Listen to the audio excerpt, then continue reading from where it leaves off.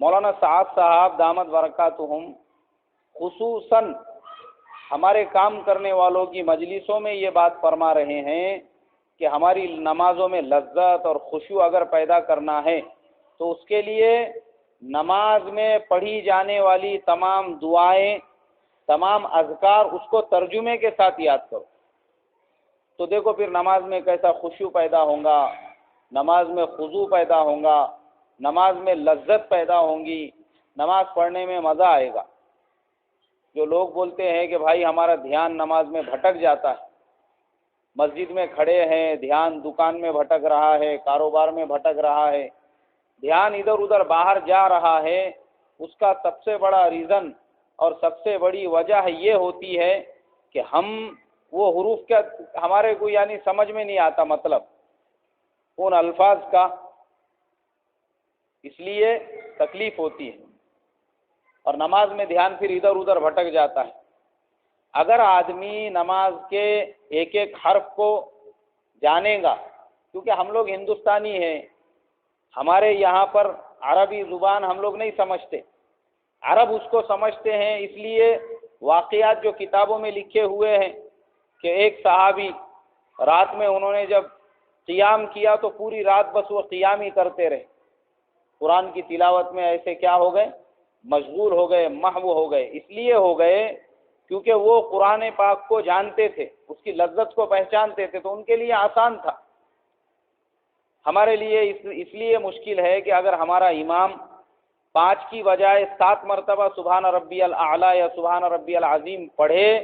تو ہمارے جان پہ آتا، ہم بولتے یار امام صاحب کو مقتدیوں کا خیال نہیں ہے، اس لیے کہ ہم کو اس کے معنی معلوم نہیں۔ ایک ایک جو نماز کے اندر پڑھے جانے والی دعا ہے، سبحانک اللہم، اے اللہ بے شک آپ پاک ہیں، سبحانک اللہم وبحمدک، تمام تعریفیں آپ کے لیے ہیں، وتبارک اسمک، اور برکت والا تو صرف آپ کا نام ہے۔ کس کا نام ہے؟ برکت والا اللہ کا نام ہے، اللہ کے علاوہ کوئی چیز برکت والی نہیں ہے۔ جیسے مسلمانوں کا عقیدہ رہتا کہ یہ دیوار برکت والی ہے، یہ جھاڑ برکت والا ہے، یہ دھاگے دورے برکت والے ہیں، اور یہ فوٹو برکت والا ہے، اس کو لگاؤ دکان میں دھندا خوب چلیں گا، یہ ٹوپی برکت والی ہے، یہ رومال برکت والا ہے،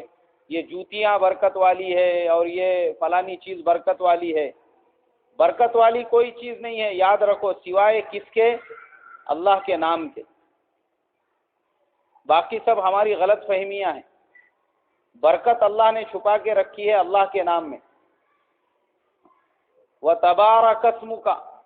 اے اللہ بے شک آپ کا نام برکت والا تو آپ کا نام ہے۔ اب ثنا ہو گیا ہمارا، ہم پڑھ رہے ہیں سورہ فاتحہ کی تلاوت کر رہے ہیں، اب اس میں پورے معانی ہم کو یاد ہے تو ہمارا پورا دھیان معانی کی طرف ہے۔ جو صورتیں ہم پڑھتے موٹی موٹی، ہر ایک کا ترجمہ یاد کرنا چاہیے۔ علم ترى کی موٹی صورت ہے، اس میں اتنا بڑا واقعہ اللہ تبارک و تعالیٰ نے بیان کیا ہے پورے قرآن پاک کے اندر۔ اگر ہم دیکھیں گے سب سے آسان ہم سمجھتے علم ترى کی صورت ہے،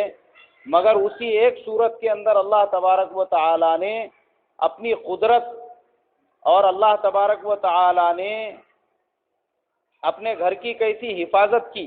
وہ سارا واقعہ بیان کیا ہے کہ جب اللہ کام لینے پہ آتے ہیں تو چھوٹے چھوٹے جو ابابیل پرندے ہیں ان سے کیسے کام لیتے ہیں۔